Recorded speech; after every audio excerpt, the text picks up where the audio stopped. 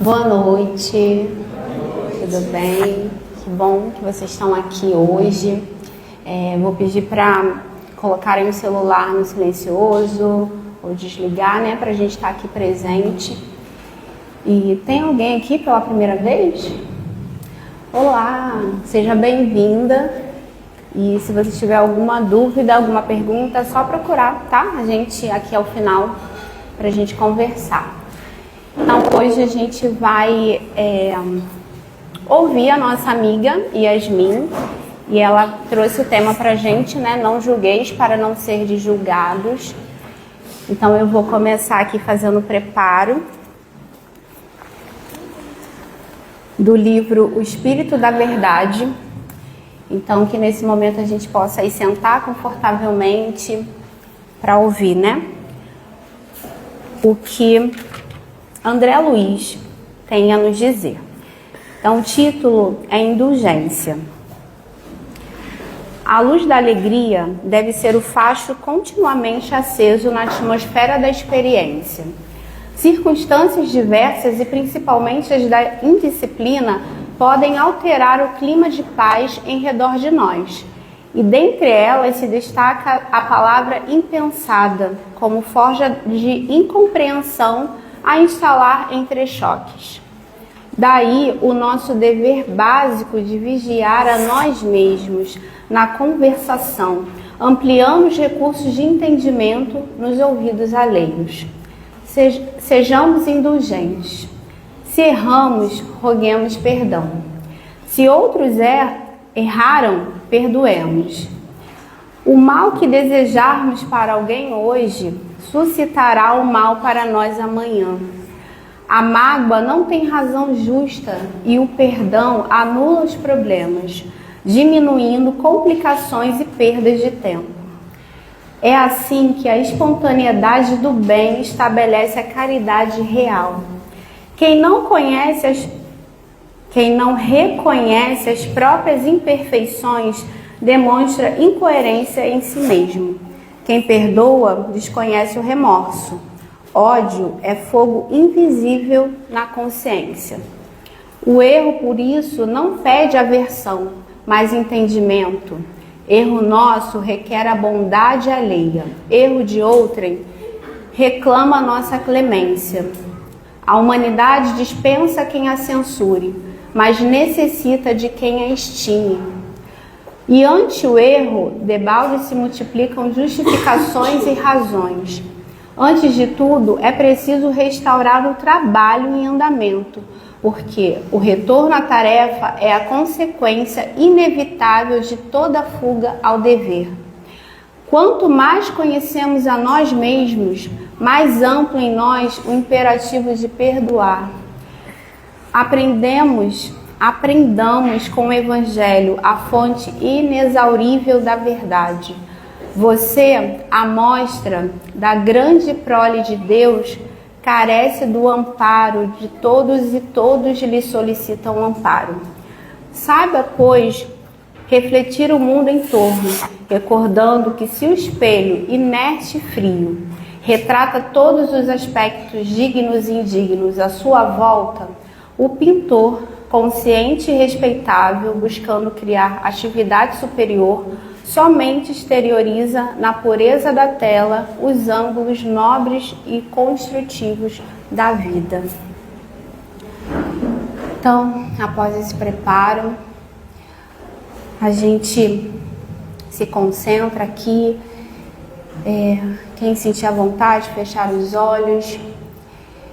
E a gente sente a presença da espiritualidade amiga, do nosso querido amigo Jesus, passando aqui por todos nós nesse momento, nos fortalecendo para que a gente consiga nesse momento ouvir a nossa amiga Yasmin, que está amparada também pela espiritualidade amiga, e principalmente entrar em contato com o que a gente precisa aqui nesse momento, com a palestra que ela preparou para cada um de nós, que possa tocar nos nossos corações e naquilo que a gente precisa olhar para continuar a nossa caminhada seguindo com Jesus. Graças a Deus. Yasmin.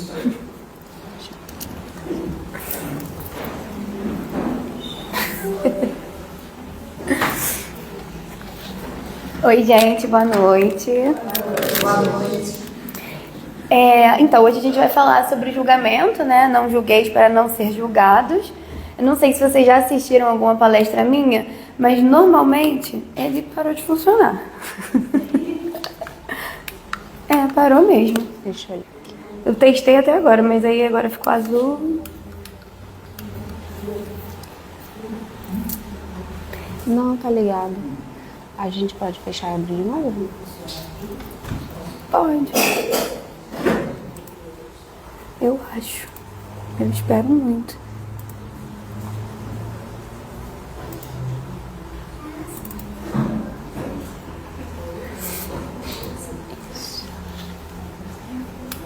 Agora voltou.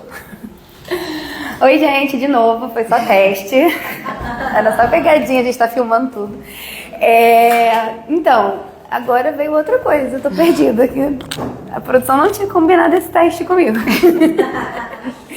Enfim, tá. Não sei se vocês já assistiram uma palestra minha, mas normalmente eu começo falando um monte de coisa que não tem nada a ver, e aí depois eu juro que eu chego no tema. Então, hoje vai ser do mesmo jeito. Então vamos lá, a gente vai falar sobre julgamento, mas antes eu preciso falar sobre várias coisas, até porque eu não sei o nível de conhecimento de ninguém, né? Então eu vou passar rapidinho pra quem olhou e falou, meu Deus, ela vai falar disso de novo? É rápido. Então assim, algumas coisas que eu precisava que vocês tivessem consciência para poder chegar na linha de raciocínio do julgamento no final.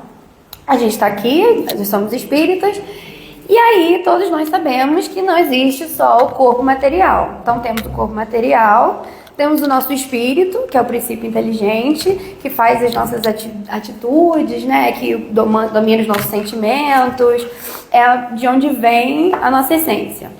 E entre um e outro, como o espírito ele é luz, ele não tem forma, ele é uma matéria muito sutil, ele precisa de um veículo para ele comandar o nosso corpo material.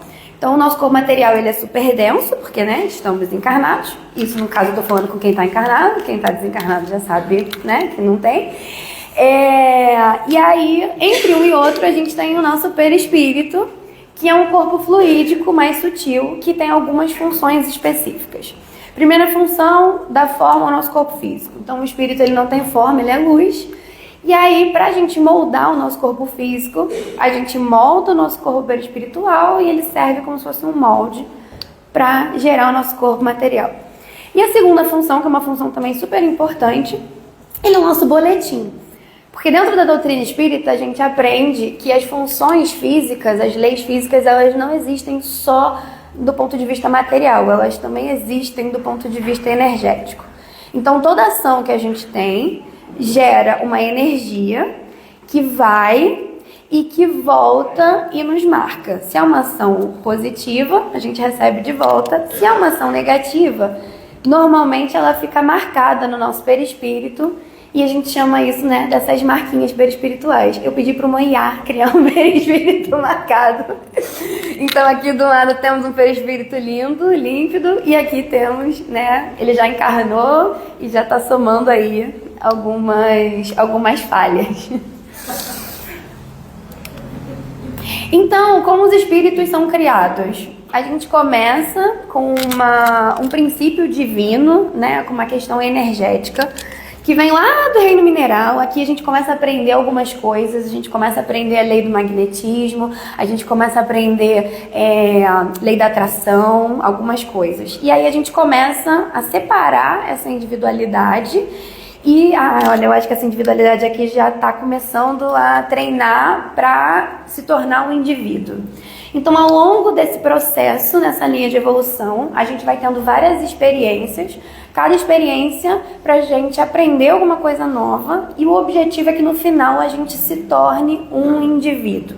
É que no final, aquela energia divina, né, finalmente se torne uma pessoa, um ser humano, uma coisa individualizada, tá? Então aqui tem um salto evolutivo de um para o outro, mas a gente passa por esses estágios a gente passa por esses estágios. Então a gente sai do mineral, vai para o reino vegetal, começa lá na graminha, que tem pouca função, né? Mas que já começa a aprender a se manter vivo, a puxar água do meio ambiente, a fazer a fotossíntese, a trabalhar. A lei do trabalho a gente aprende desde aqui, porque afinal de contas ela produz o próprio alimento, ela respira. Isso tudo são trabalhos que a gente começa a aprender desde o vegetal. E ela tem uma certa evolução, então ela vai desde o mais simples até chegar no mais complexo, como uma planta carnívora, que já tem quase um instinto, né, de preservação. Um girassol que já se move, que já vai buscando, né, melhoras no ambiente. Então a gente vai evoluindo dentro disso, essa energia divina vai evoluindo, até que ela entra no reino animal. E no reino animal ela também passa por um processo evolutivo. Então você começa lá na minhoquinha, tem poucas funções, poucos desafios, até vir evoluindo nos reinos, tendo corpos mais complexos, aprendendo a manter as suas funções, né, vitais funcionando. A gente vai refinando o nosso aparelho e a gente vai evoluindo no reino animal. Cada um evolui de uma forma diferente, até que a gente chega no mamífero, até que a gente chega no animal que já começa a ter, né, um instinto de preservação, um instinto de manter a própria vida. E no final do reino animal, a gente já tá naquele cachorrinho que usa roupinha, que a gente fala, ai, meu cachorro é super inteligente. Ele sabe tudo que eu falo. E os cachorros, né, assim, tô dando exemplo porque convivem com a gente, mas nesse final a gente também já começa a desenvolver sentimento. Eles ficam depressivos, eles sentem falta, né? Então já é o final ali da linha evolutiva, quase se tornando uma individualidade. E aí ele já começa a ter traços, né, que ele vai desenvolver mesmo quando ele entrar no reino humano. E aí essa individualidade cresce, passa para a próxima na linha do progresso e a gente entra no reino humano. E o que a gente precisa desenvolver aqui, quando a gente está nesse estágio da linha? A gente precisa desenvolver duas asas. A asa do conhecimento e a asa do amor. E a gente vai desenvolvendo isso ao longo de várias oportunidades, principalmente na matéria. A gente evolui no plano espiritual? Evolui. Mas a gente evolui principalmente na matéria e isso é uma das coisas que a gente vai falar ao longo da palestra hoje, de por que aqui é tão importante e acaba fazendo com que a gente evolua de verdade. Então todos nós estamos em algum momento daqui e o que vai fazer com que a gente passe são a quantidade de experiências que a gente vai tendo no mundo material para que a gente tenha essas oportunidades de evolução. Se a gente precisa encarnar no mundo material, a gente está falando da nossa história aqui. Então, todos esses momentos do nosso planeta, porque fomos convidados a encarnar no planeta Terra. Existe mudança de planeta? Então, eu estou aqui no planeta Terra, de repente eu posso ir para Marte, posso ir para Júpiter.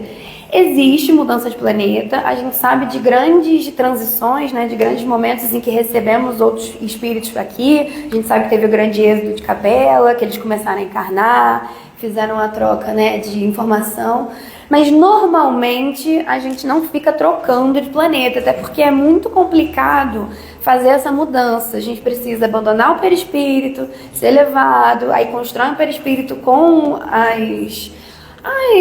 os elementos químicos da nova atmosfera, aí tem todo um trabalho para você se adaptar, vamos preparar a sua encarnação. Então, normalmente não tem tantas transferências. A gente vê mais na literatura espíritos muito evoluídos que às vezes vêm para cá em missão, né, coisas assim. Mas normalmente não é livre. Como se fosse aqui. A gente está vivendo no Brasil, existem estrangeiros morando aqui? Existem, mas a grande maioria que está aqui é porque é brasileiro mesmo. Nasceu aqui e se mudar é um trampo, né? Não é uma coisa simples. Então vamos pensar que a quantidade de espíritos que tem no planeta está no planeta, né? Desde então, e vem se revezando nessas encarnações. Então, hoje a gente estima mais ou menos que tenham de 20 a 40 bilhões de espíritos na órbita do planeta Terra, entre encarnados e esperando para encarnar. A gente tem mais ou menos essa estimativa, porque André Luiz deu aí uns números pra gente, e a gente ficou criando aí essa regra, né? Não que ela seja muito útil, mas enfim. Então temos essa estimativa. E hoje a gente tem essa figura, ficou ótima de ler, né? Tá todo mundo conseguindo super. E hoje a gente tem 7, 8 bilhões de pessoas encarnadas. Então, mais ou menos, a gente tem 3 desencarnados para cada encarnado, né, no nosso vestibular. Então, todo mundo que está aqui encarnado está vindo, tendo oportunidade, e 3 pessoas, ó, não vai dar para você agora não, que a gente vai dar chance para outra pessoa. Então, nós estamos tomando lugar aqui na faculdade divina, pública, de 3 pessoas que não passaram, né? Hoje em dia. Mas antigamente, aqui você tinha 1 milhão, aqui você tinha 50 milhões, aqui você tinha 300 milhões, 700 milhões. Então, o vestibular para a gente encarnar nessa época era muito mais difícil. Você tinha muito mais espírito no plano espiritual que não conseguia nenhuma oportunidade de encarnar para um ou outro que vinha aqui encarnar e descobrir o fogo, a roda e evoluir. Então você tinha muito mais gente esperando do que aqui evoluindo. Aí vamos pensar mais ou menos uma metáfora. Imagina que um pai, ele mora no interior e ele tem 9 filhos. Só que ele só tem dinheiro para mandar um filho estudar na cidade. O resto vai ficar ali no interior com ele, porque ele não consegue sustentar. Ele ama todos os filhos iguais, certo? Porque, né, pai, a gente já parte desse pressuposto. Então ele ama todo mundo igual. Qual é o filho que ele vai mandar estudar na cidade? A gente tem 2 possibilidades. Primeira possibilidade, ele vai mandar o mais inteligente. Porque afinal de contas ele tem 9 filhos. Se ele precisa que esse filho se forme, né, vá para a cidade, desbrave, entre na faculdade, se forme, ele vai mandar o que tem mais chance de se formar. Porque se ele mandar um que já não tem capacidade, né, que não vai conseguir acompanhar, a chance dele desistir e do esforço dele, do dinheiro dele ser desperdiçado é maior. Então a primeira possibilidade é ele mandar o mais inteligente. E a segunda possibilidade, se não for o mais inteligente, ele vai mandar o que quer mais. Porque às vezes aquele é muito inteligente, mas ele não tem vontade. Ele está muito feliz ali, morando no interior, ele não quer estudar, ele não quer evoluir. E tem um que não é tanto, mas ele quer muito, ele tem muita vontade. Então o pai fala, poxa, mas ele quer tanto que ele vai chegar até o fim, ele sabe o que é importante, né? E é assim que funciona então as nossas encarnações. Ou vão encarnar os mais inteligentes para que a evolução aconteça, para que a gente receba o que a gente precisa historicamente falando de evolução, né? Para que tenha mais chance daquele conhecimento ser enviado. Então, vem um capelino que tem uma bagagem de conhecimento, tem vários terráqueos que não vão conseguir evoluir. Ele provavelmente vai ter mais chance de encarnação para que ele passe esse conhecimento para as outras pessoas, e os terráqueos vão ter menos chances, porque ele não tem tanto conhecimento para passar assim. Então acaba que ele ganha mais oportunidade. Ou as pessoas que querem muito encarnar, porque também tem muitos espíritos que ficam no plano espiritual e não querem vir. E aí o mundo vai passando. E eles vão ficando. Seja no umbral, seja na colônia, eles vão ficando, vão sendo, né, deixados para trás, e as outras pessoas vão evoluindo nesse meio. E o que Deus, e o que esse pai que mandou o filho estudar lá na cidade espera que esse filho que estudou faça agora que ele foi estudar? Porque ele foi estudar, os outros 8 ficaram em casa, continuando ali o trabalho e auxiliando ele. Porque ele não se bancava, né? O pai estava sustentando ele. Então esses 8 filhos ficaram ali esperando a vez deles para esse ir, né? E evoluir. O que ele espera? Que esse filho que estudou, ele volte e auxilie a família, né? Você foi lá, você aprendeu, você cresceu, você tem uma profissão, agora precisa que você volte e você cuide dos seus irmãos. E esse espírito tem 2 possibilidades. Ele pode realmente fazer isso, falar, não, ó, realmente eu fui, vocês ficaram, agora tá na minha vez, né, de ensinar vocês. Ou ele pode falar, não, eu sou incrível, eu consegui sozinho, eu cresci, eu estudei, agora eu sou um doutor e vocês não são nada. Eu não reconheço essa família, não tenho mais nada a ver com vocês. A gente vai separar aqui, eu vou seguir a minha vida. E vocês, enfim, que vocês que estudem, que voltem, né, e que da próxima vez aproveitem a sua oportunidade. É mais ou menos isso que a gente faz enquanto a gente está encarnado. Por quê? Todo mundo, todos os espíritos foram criados iguais. Deus não tem habilidade de criar espíritos inteligentes. Deus não tem habilidade de criar espíritos incríveis, perfeitos, bons. Qualquer espírito evoluído, Jesus, qualquer pessoa que tenha qualquer conhecimento, ele tem aquele conhecimento porque ele evoluiu. Porque ele começou da mesma forma. Todo mundo começou da mesma forma. Então, se você encarnou e você tem algum talento, eu tenho habilidade para música, eu tenho a capacidade de entender a reencarnação, eu tenho uma capacidade para estudo, é porque você em outras encarnações, em outros momentos, você evoluiu aquilo ali. E se você teve a oportunidade de encarnar e de evoluir, é porque os seus outros 8 irmãos não tiveram. Você não é melhor, literalmente, do que ninguém. Você só teve mais oportunidade. Você foi o escolhido para encarnar, para ir para a cidade estudar. E eles ficaram esperando. E agora que você está aqui encarnado, convivendo com eles, tendo que passar esse conhecimento, tendo que voltar e falar, olha, eu aprendi isso porque eu encarnei 1 milhão de vezes, em vários momentos, e vocês ficaram aí. Então agora eu vou evangelizar, eu vou educar, eu vou ter paciência, eu vou ter indulgência, porque eu tive o meu momento. Não foi agora, mas eu tive o meu momento. E aí esse é o filho que volta e auxilia a família. Mas normalmente, como a gente não tá no nosso dia a dia, a gente não consegue fazer essa diferenciação, porque estamos todos encarnados ao mesmo tempo, a gente acaba não sendo tão legal. A gente acaba indo por esse outro lado, né? Sendo aquele filho mais ingrato, que não reflete sobre o tanto que a gente tem de privilégio nesse momento. Então vamos lá, trabalhamos com reencarnação, né? Então a gente sabe que a gente tem uma série de oportunidades, que o tempo inteiro a gente recomeça. E quando a gente abre lá o Livro dos Espíritos, ele explica pra gente que nesse momento encarnado, a gente tem espíritos de todos os tipos, ao mesmo tempo. Do ponto de vista material, não tem a menor condição de você saber quem é quem. Você não tem a menor noção de quem está do seu lado, de quem é o seu filho. Seu filho pode ser um espírito extremamente evoluído e seu filho pode ser um espírito que está na segunda, na terceira encarnação dele. Que ele vai ter muito mais dificuldade de aprendizado, que ele vai ter muito mais dificuldade de entender os conceitos. Você não sabe quem ele é, você não sabe as bagagens que ele traz. Isso eu estou falando de qualquer pessoa que está convivendo com você. Você não sabe as bagagens que ele traz de outras encarnações. Você não sabe os traumas. A gente não consegue avaliar nem o trauma dessa encarnação. Porque... mas no caso, na nossa cabeça, a gente é incrível. Por favor. A gente não tem problema nenhum. Quem tem são as outras pessoas.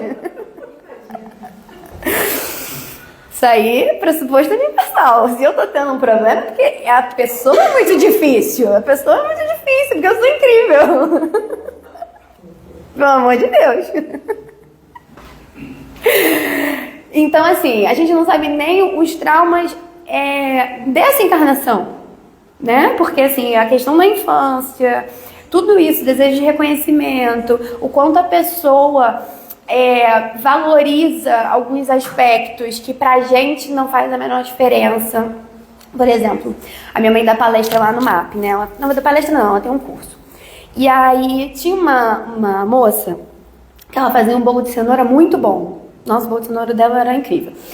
E aí, toda festa a gente ficava esperando o bolo de cenoura dela, porque o bolo de cenoura dela realmente era muito bom.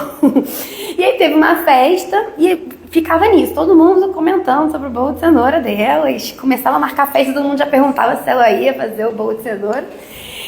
E nessa festa, nesse dia, ela estava muito ocupada e ela estava estressadíssima e ela fez o bolo de cenoura mesmo assim, e aí ela ficou a palestra inteira falando sobre o bolo de cenoura. E atrapalhou a palestra várias vezes falando sobre bolo de cenoura. Minha mãe foi fazer o atendimento fraterno no final e ela também parou ali o meio do atendimento para falar que ela tinha deixado o bolo, não sei o quê. E minha mãe ficou meio assim, quando a gente saiu, ela falou, meu Deus, a gente tava lá, né, pra palestra, o bolo não era importante. E ela ficar falando disso, eu falei, não é importante pra você. Ela é muito importante, é onde ela tem o reconhecimento dela. É o momento em que a gente para e a gente reconhece o bom trabalho, o esforço, a dedicação. Pra você, a palestra é mais importante, mas é o seu referencial. Ela não tá nesse momento ainda, ela parou a vida dela, ela teve um dia difícil e ela foi lá e fez o bolo.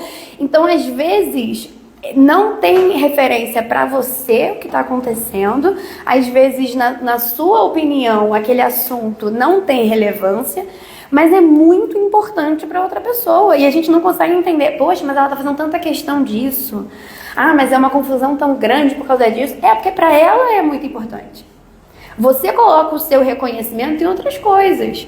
Assim como os nossos gostos, os nossos objetivos, cada um tem uma estratégia de vida diferente. Assim, né? Meu pai, por exemplo, ele ama a natureza. Eu odeio profundamente.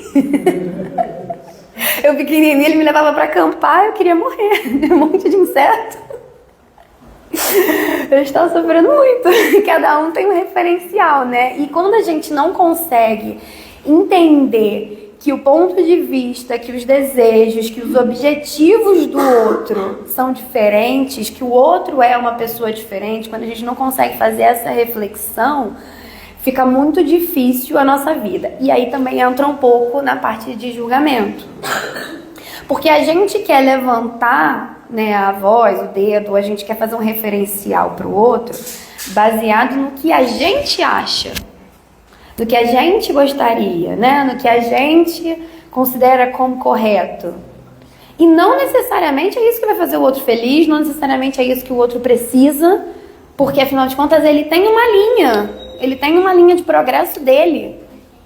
Até sobre isso é legal a gente comentar, porque, por exemplo, existem espíritos encarnados que precisam ainda de uma direção mais dura. Eles precisam ser limitados, eles precisam de um tratamento mais militar, de um tratamento nesse sentido.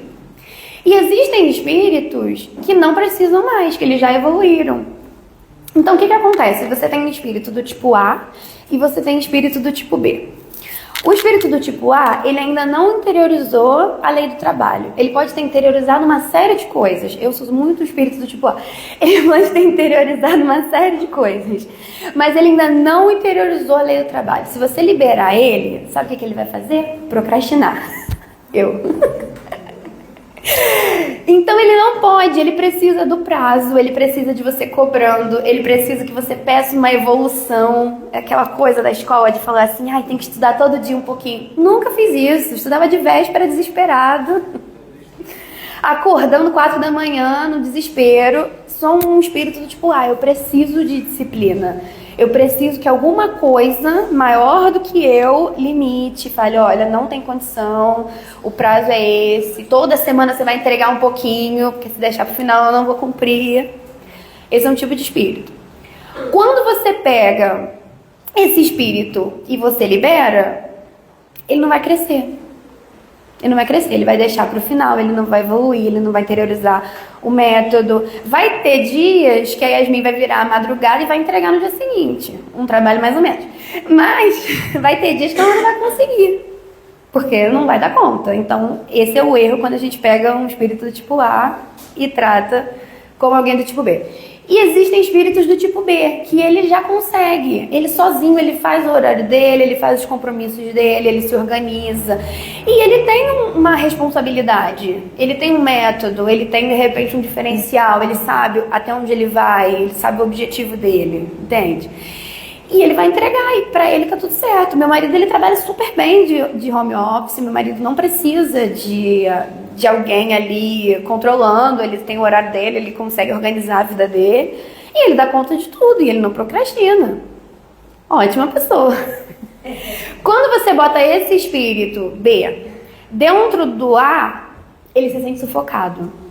E não aguenta, porque ele tinha uma forma de organizar, ele tinha um método, e aí você não quer, você quer que ele faça engessado do jeito que você tá mandando.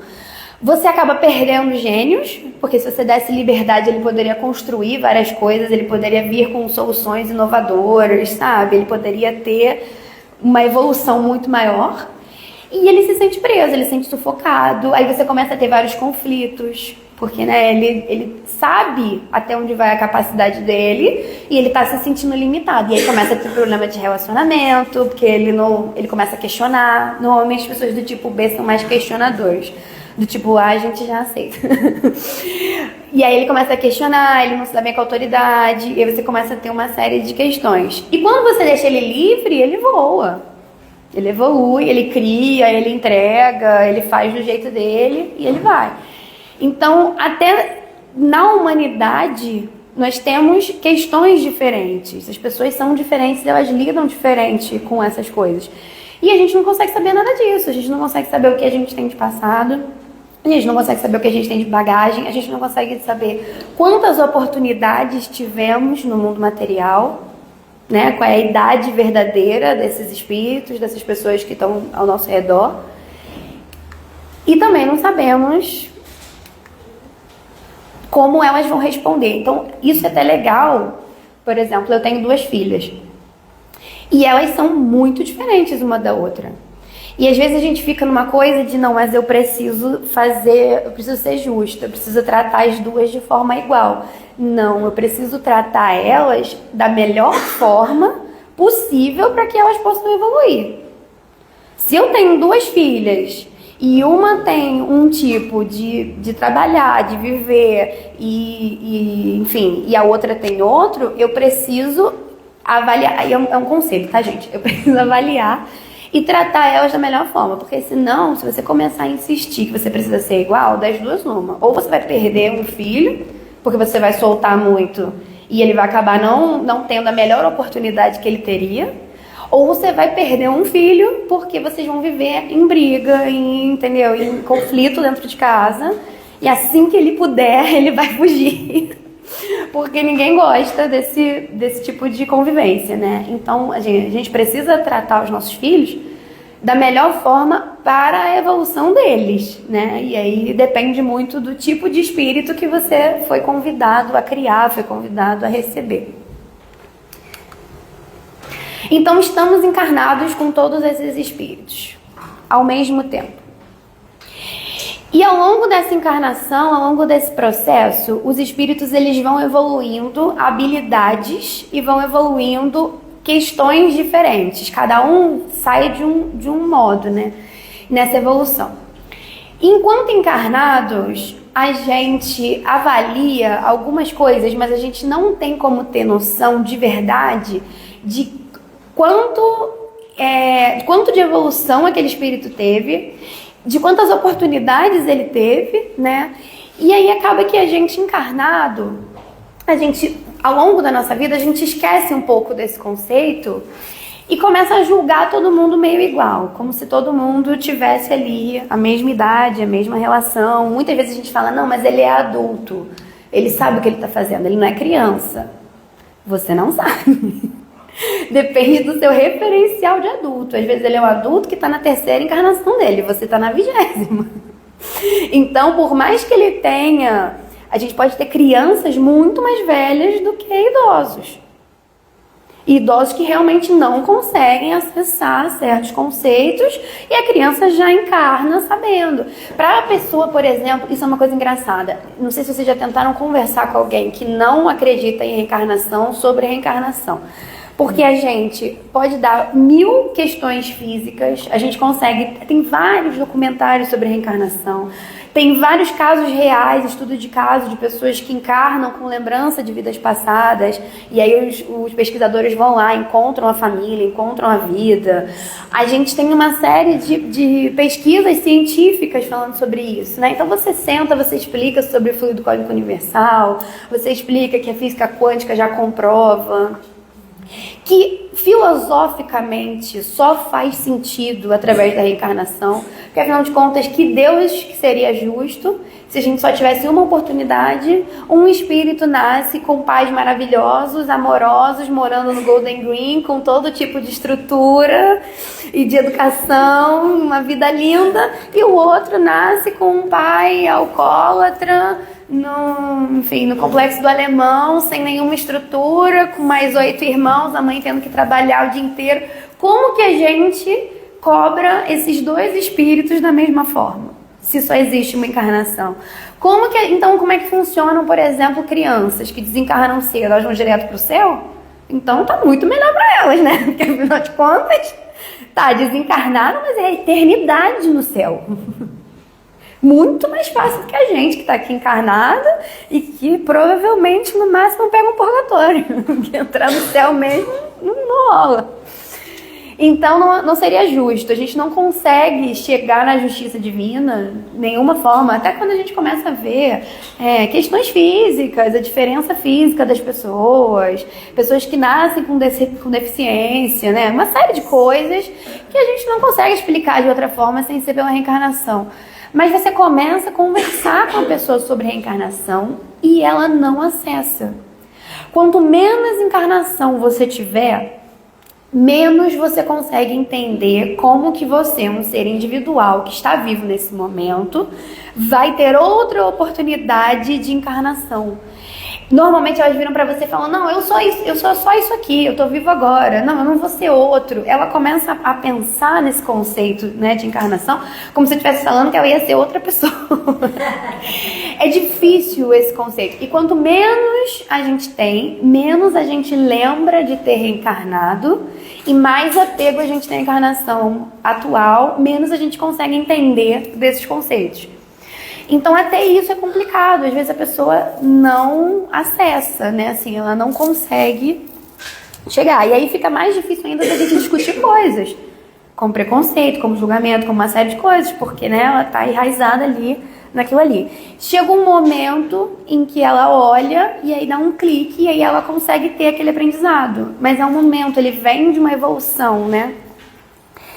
A gente vai falar, porque a gente vai deixar lá a sementinha. Quando ela começar a refletir, ela volta naquele conhecimento e chega, porque todos vamos chegar em algum momento, né?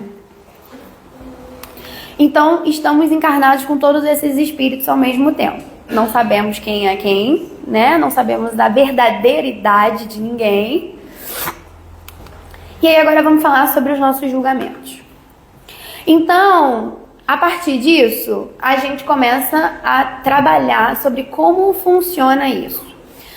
Ao longo da nossa encarnação, a gente está sendo convidado a conviver com esses espíritos. E é por isso que aqui a gente tem uma maior evolução do que no plano espiritual.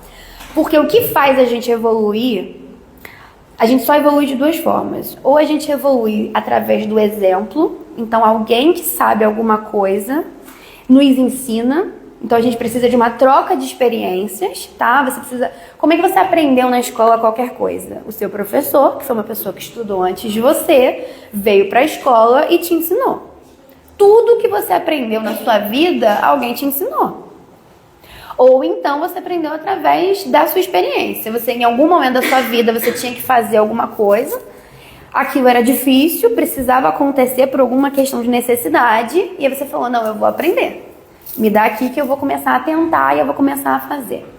Quando a gente está no plano espiritual, acontecem duas coisas. Primeiro, a gente convive na colônia, porque eu já estou pensando que todo mundo aqui é legal e foi aceito no nosso lar, né? Enfim, a gente convive no plano espiritual com pessoas que são afins a gente. Então, a regra no plano espiritual é a regra da afinidade. Então você vai estar numa colônia, você vai estar num grupo de pessoas que tem mais ou menos a sua vibração. Então eles têm mais ou menos a mesma coisa que você. E aí é maravilhoso, porque nós somos muito legais. Então imagina você conviver num lugar onde todo mundo tem mais ou menos a mesma coisa. Não tem ninguém muito ruim pra você ter que aturar, e também ninguém muito bom pra você se sentir culpado de... Mentira, tem muito bom na diretoria. Mas convivendo, você olha em volta e fala, eu sou muito legal. Todo mundo aqui é muito legal e é tudo muito confortável. não tem tanta troca de experiência.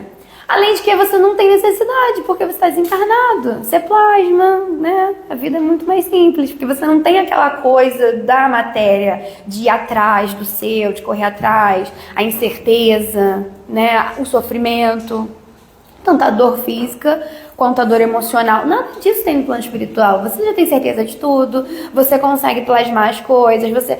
tô com saudade dos meus entes queridos. Aí você olha lá, vê seus entes queridos. De vez em quando, se você tiver bônus horas, você pode vir, né, falar com eles. Então, a vida não tem nem a dificuldade e nem a troca de experiências. Porque, afinal de contas, o que vale é a afinidade. Então, todo mundo que está ali tem mais ou menos a sua afinidade.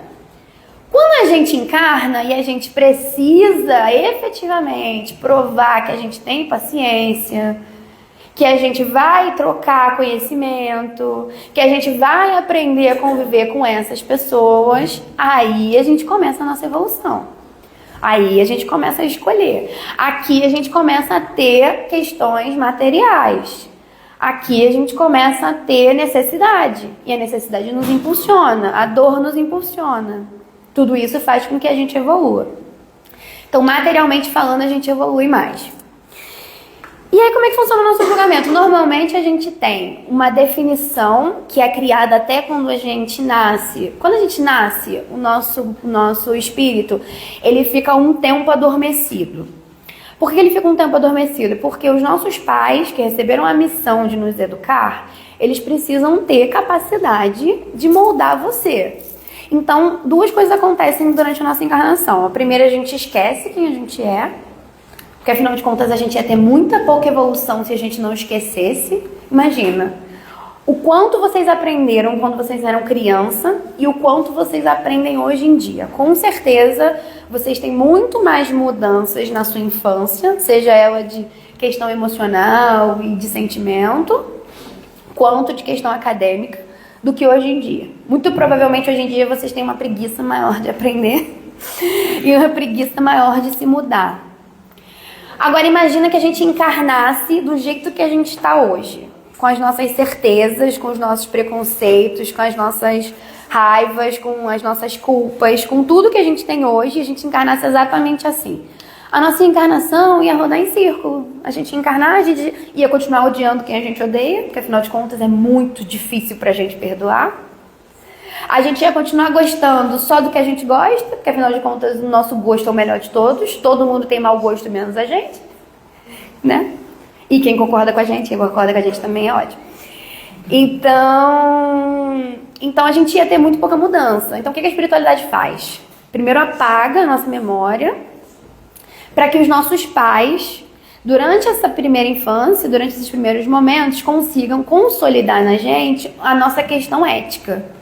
Então, nesse início, a nossa função enquanto pais, né, enquanto pessoas que convivem com crianças, é mostrar para aquele espírito o que você considera como bom, o que você considera como ético, o que ele tem que fazer nessa encarnação. É o momento que você tem para moldar a personalidade dele, para passar conceitos, para passar valores, para passar virtudes, para que ele consiga evoluir nessa encarnação. Depois que você perde o timing, se você passa a infância da criança e você não se atenta para isso, se atenta para uma série de outras coisas, a criança já fala 5 línguas, mas não tem a menor ideia de quem é Jesus, fica muito difícil você, na adolescência e na vida adulta, esperar algum tipo de movimento, né, de evangelho daquele espírito.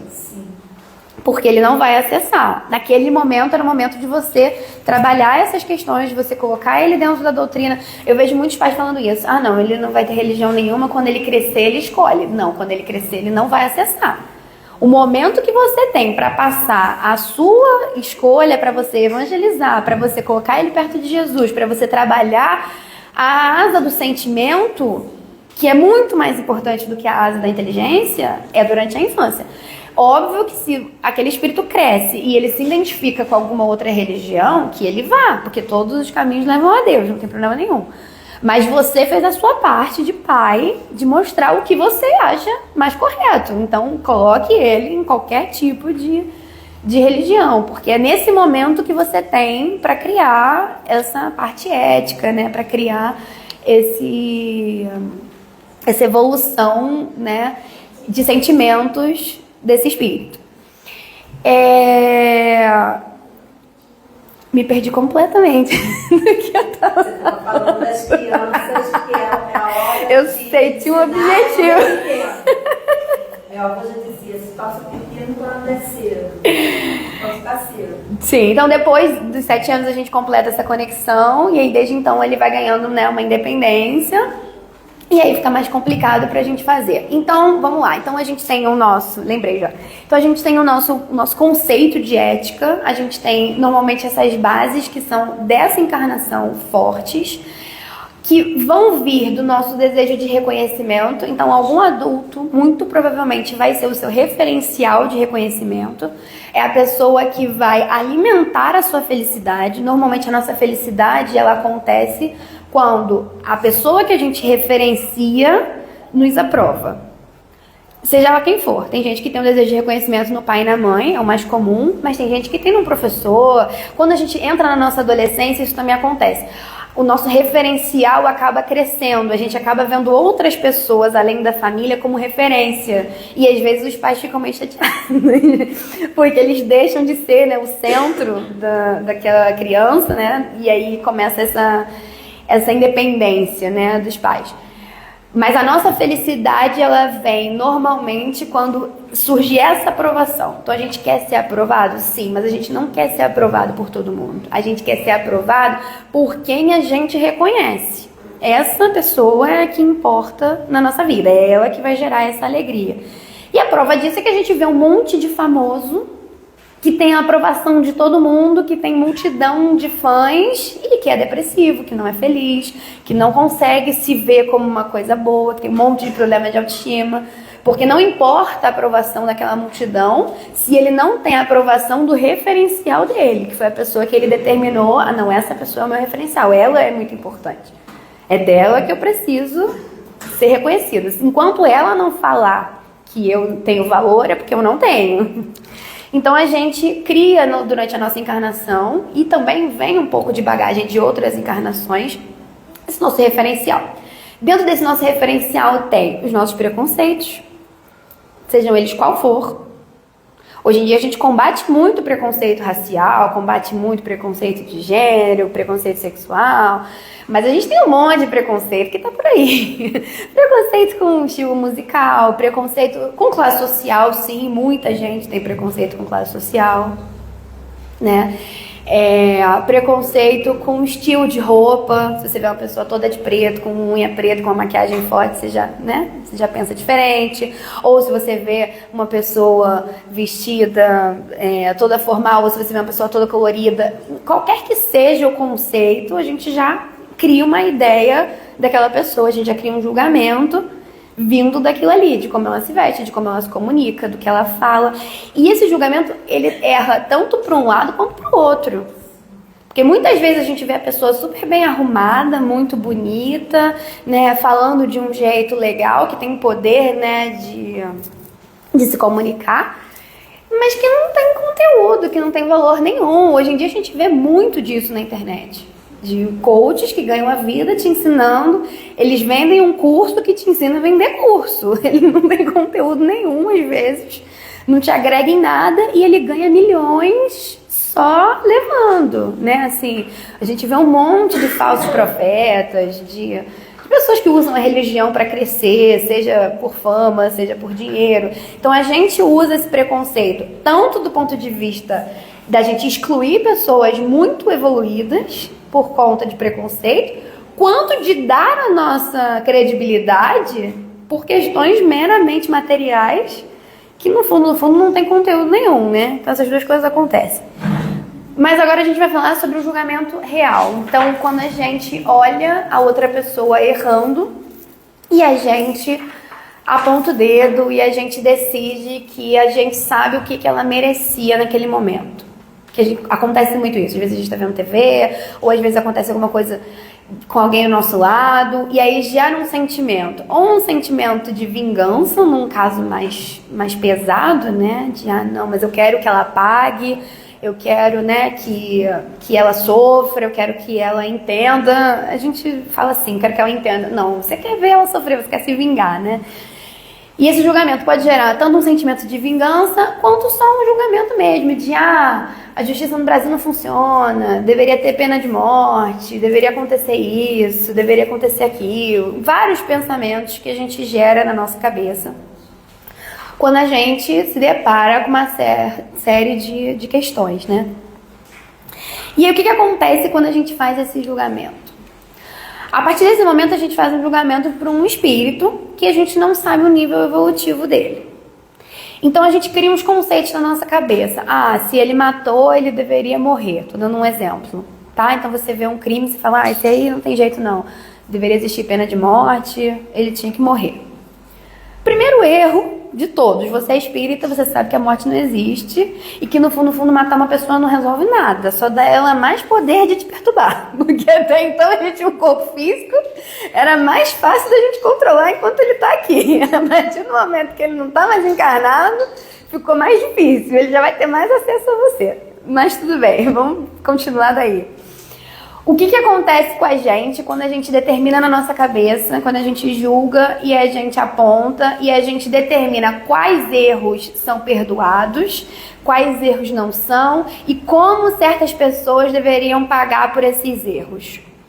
A gente cria esse conceito na nossa cabeça e a gente desencarna com esse conceito. Não, errei. E a gente desencarna com esse conceito. E quando a gente desencarna, a gente olha lá para o nosso perispírito e a gente percebe que a gente está muito marcado. Porque nós não somos só quem nós somos agora, nós não somos só a pessoa que nós conhecemos. Nós passamos por várias coisas e nós fizemos muitas coisas. E aí quando a gente olha para o nosso perispírito, quando a gente lembra o que a gente fez e a gente começa a reviver aquilo, a gente fala assim, caramba, eu já matei tanta gente. O que eu falei que tinha que acontecer com aquele menino que matou mesmo? Ele tinha que morrer. Então, se ele que fez aquilo, que estava na terceira encarnação dele, tinha que morrer, imagina eu que matei 800, estou na minha 20ª encarnação, participei de um monte de coisa. Quando a gente desencarna e a gente olha para quem a gente é, e a gente lembra os nossos erros e a gente lembra quem nós somos, quando a gente dá uma olhada nesse boletim aqui, vem a culpa. Caramba, ele estava no início, na época dele, na época que eu estava na minha terceira encarnação, eu estava matando aos milhares. Ele cometeu um erro, ele estava, fez um assalto que deu errado, ele fez alguma coisa do gênero. Eu não tive nenhuma indulgência e eu julguei muito. E aí cai o peso da culpa. Aí a gente vai para o nosso pior estágio, que é não julgueis. Por que é não julgueis? Não julgueis para não ser julgados. Por quê? Porque o julgamento vem de você. Não existe um julgamento no plano espiritual. Jesus não vai sentar com uma toga branca, passar a sua vida e falar, olha, não foi legal aqui, hein? Tava de olho. Não, ele não vai fazer isso. Quem vai determinar se a sua encarnação foi boa ou foi ruim é você. Quem vai determinar para onde você vai quando você desencarna é você. É a sua afinidade, é o quanto você evoluiu, só você sabe. Não adianta você virar para mim e falar assim, não, mas eu fiz, mas eu tinha boa intenção. Não me importa, porque quem vai determinar a sua intenção é você mesmo. É o seu mental, é o que você determinou ao longo dessa encarnação, é o que você determinou para as outras pessoas, o quão duro você foi no seu julgamento, que vai voltar para cima de você na hora que você tiver consciência do que você tinha que ter feito, dos combinados que você fez no plano espiritual, da pessoa que você é, das marcas que você traz. E aí o que acontece? A gente cai na culpa. E quando a gente cai na culpa, a gente fica aqui. E a gente cai na culpa porque a gente é tão legal, a gente é tão bonzinho, a gente é tão maneiro e a gente errou. Às vezes a gente consegue até aceitar que o outro que é menos evoluído do que a gente erre, mas a gente que é tão legal fez tudo isso. E aí a gente cai na culpa, porque às vezes a pessoa consegue até perdoar o outro, mas se perdoar é muito mais difícil. Porque o outro não tinha conhecimento, o outro não tinha oportunidade, o outro não tinha evolução. Eu tenho conhecimento, sou uma pessoa ótima. Então como é que eu fiz isso tudo?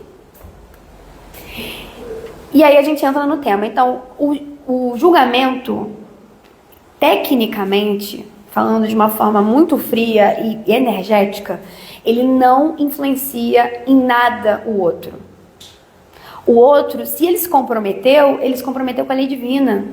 O espírito dele está marcado. Ele vai ter que resolver essas marcas no tempo dele. Você julgar ou você não julgar, não muda em nada. A marca está ali. Quando ele tiver conhecimento, quando ele tiver competência, ele vai resgatar. Você pode perdoar ele, você pode amar ele de todo o seu coração. É o seu filho, você ama muito. Não importa. Ele está seu filho, mas ele é filho de Deus. E ele se comprometeu com a lei divina. Então o seu julgamento não influencia em nada na trajetória dele. O seu julgamento só influencia na sua trajetória. Não julgueis para não seres julgados. Porque quanto mais você perdoar o outro, quanto mais você exercitar na sua cabeça que somos seres imperfeitos, que estamos numa linha de evolução, que estamos reencarnando, vamos errar e vamos contar as nossas encarnações na casa dos milhões, quanto mais você exercitar isso, mais você vai conseguir olhar para você mesmo e falar assim, tá tudo bem. Tô em evolução, pelo menos tô melhor que ontem, né? Tava matando 800, matei 3, tá tudo certo. Daqui a pouco eu não vou matar ninguém, vamos chegar lá. A gente está evoluindo. E se a gente consegue olhar para nossa evolução, se a gente consegue olhar para esse processo e falar, mas pelo menos eu tenho vontade de evoluir. Não evoluí nada. Tá, mas eu tô tentando. Eu fui lá, eu encarnei, eu tentei, eu vim do Santo Espírito, eu aturei 1 hora dela, eu tô tentando. Já é um processo de evolução. A gente já consegue pensar dessa forma e se perdoar. Porque a gente tá evoluindo, a vida é assim, a gente vai errar muitas vezes, a gente vai achar que acertou e a gente não vai ter acertado, isso também é uma outra coisa. Imagina coisas que a gente tem certeza absoluta. E aí, de repente, você tá errado. Esse sentimento é horrível, né? De culpa, de meu Deus, eu tava errado. Tava errado, é a vida. Levanta e continua. Na doutrina espírita não existe o conceito de culpa, existe o conceito de responsabilidade. Não tem nada que você tenha feito na sua vida, nada que você tenha feito, que você não consiga retribuir, que você não consiga se redimir. Eu matei ele, então recebe como filho. Pronto, você tirou a vida, você deu a vida, cuida dele a vida inteira, aprende a amar, tá resolvido. Nada, quando você joga a reencarnação, é absurdo, é impossível. A gente vai resolver, a gente vai reparar. Porque é isso, nada tem tanto valor. Eu tirei tudo que era dele, aí ele vai nascer seu filho e vai herdar. Pronto, você roubou, você devolveu, é a vida. Assim a gente vai indo e voltando e reparando o tempo inteiro. O que a gente não pode? Ficar estagnado pela culpa. A gente precisa aprender a evoluir. E quanto mais a gente for indulgente, quanto mais a gente lembrar que a gente não sabe o que aquela pessoa passou, o que aquela pessoa está vivendo, que nível aquela pessoa está, que a gente pode estar falando com uma criança do maternal e a gente está querendo um nível de maturidade que ela não vai alcançar. Gente, só pra terminar, porque eu acho que meu horário já foi, né? 3 minutos. Tenho 3 minutos. No final eu ia falar o seguinte, não é porque a gente precisa ser indulgente que a gente vai ser conivente com o erro, ou que a gente vai deixar as pessoas fazendo o que elas quiserem, então eles vão fechar todas as cadeias, né? Porque eu tenho que perdoar todo mundo, tá todo mundo perdoado. Não, porque a gente também, existem pessoas do tipo A que precisam ser limitadas. Essas pessoas que estão errando também são nossos irmãos, e elas precisam de correção. Elas ainda estão lá no estágio, então a gente tem que ensinar. Não falei que a gente tem que transmitir conhecimento? Então, o ensinar a gente precisa. A cadeia, ela não é um lugar, teoricamente, ela não é um lugar de vingança. Ela é um lugar de reparação. A gente deveria manter essa pessoa presa para que ela pense nas ações dela e no futuro ela seja reinserida na sociedade. Então, não é uma vingança. Eu preciso proteger a sociedade. E eu preciso ensinar o meu irmão, porque ele está encarnado para aprender com vocês, para a gente passar esse conhecimento. Então, você ser indulgente não significa você ser conivente com crime, com erro, com nada. Significa você olhar para o criminoso e falar assim, ele é o meu irmão, ele está em evolução, ele cometeu um erro, mas ele vai chegar lá, ele vai chegar no nível de Jesus, porque todo mundo vai. Jesus prometeu que ninguém vai se perder.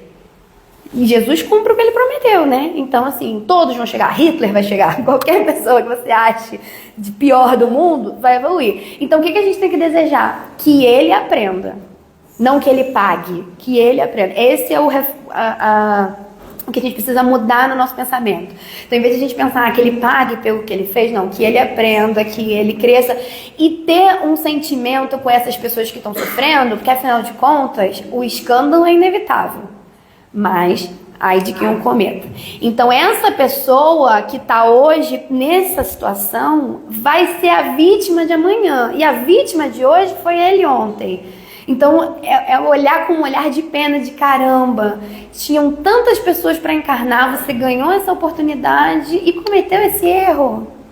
Olha que oportunidade que você deixou. Então, é esse olhar de piedade, de indulgência com o erro dele. Saber que ele vai responder por aquilo ali, que ele ainda vai ter esse retorno, que ele perdeu uma grande oportunidade de evoluir, né? E desejar que ele melhore, que ele aprenda, que ele evolua, né? Assim, crescer nesse sentido. Gente, é isso. Acabou meu tempo. Obrigada a todos vocês.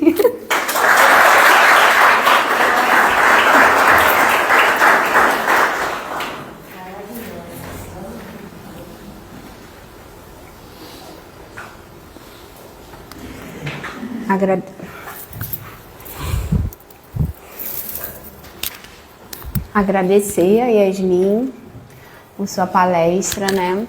E por ter nos provocado com as reflexões que ela trouxe, que a gente possa pensar, né? Essa semana tá aqui, tá tudo certo.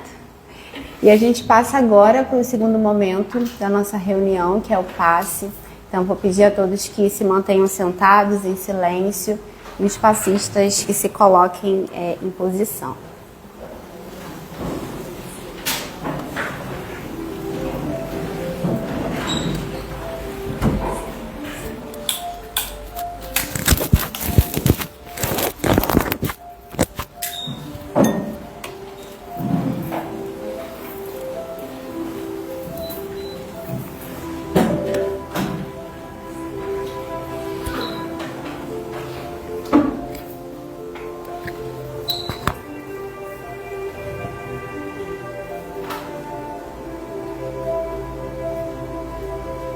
Pensando em Jesus,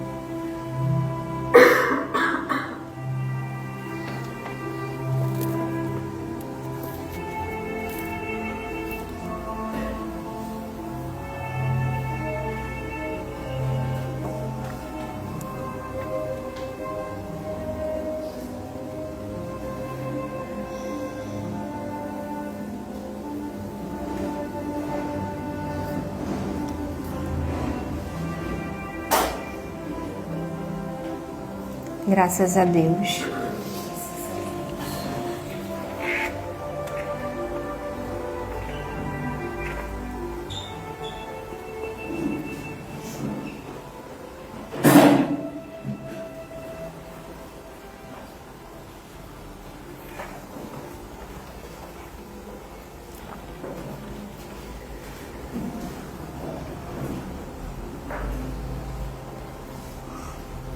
Mestre Jesus, querido amigo, que nesse momento possamos sentir os nossos corações vibrando mais fortemente diante da sua presença. Que possamos ter olhos de ver os seus olhos tão amorosos,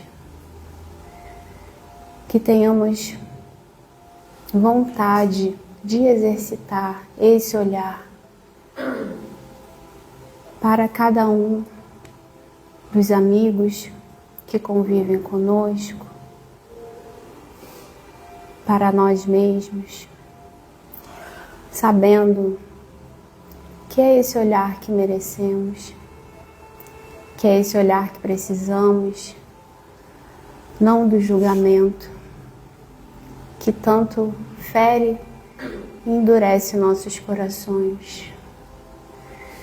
Que possamos, nesse exercício de ver a vida, ver ao outro, através do seu olhar, e amolecendo o nosso coração, tão necessitado desse acolhimento.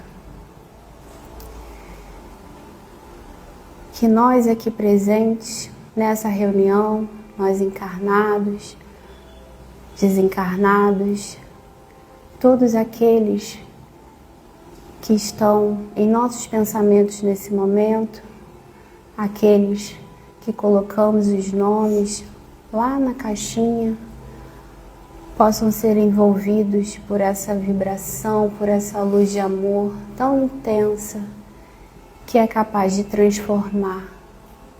Que tenhamos vontade para isso, para sentir essa transformação e seguir com ela, de mãos dadas com Jesus, com o nosso anjo da guarda, tendo a alegria de viver. Que a Yasmin e a sua família também se sintam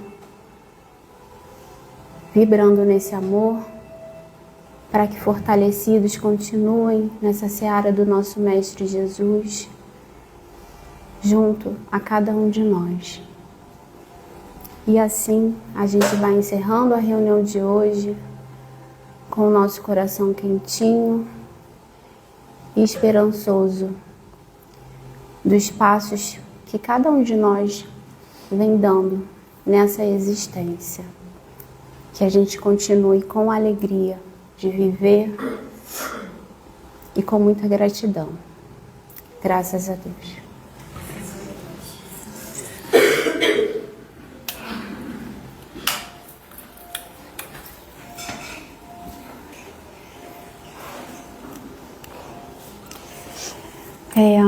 Eu vou dar alguns avisos rapidamente. Os avisos aqui de setembro. No dia 25, a gente vai realizar a festa do Dia das Crianças, da evangelização, tá? São as crianças aqui que participam conosco. E a gente está, nesse momento, aceitando. 25 de outubro. Muito obrigada. E a gente está aceitando colaboração para realizar essa festa, né?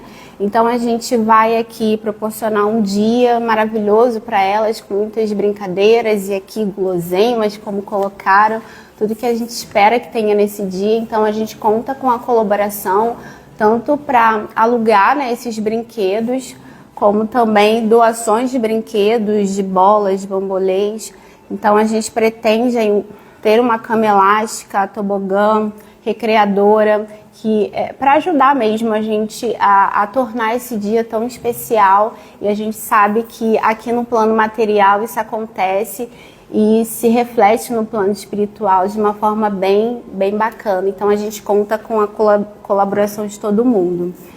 A gente pede assim que vocês sigam o GBEM nas redes sociais. Então a gente tem o Instagram, gbem.rio, e também tem um canal no YouTube, GBEM Rio. Inclusive a gente está com o nosso seminário mais recente, que é o Espírito do Servir, que foi a Daniela Benzencri, que veio aqui e trouxe para a gente reflexões muito importantes. Então acessem lá para vocês terem essa experiência, porque é uma experiência, né?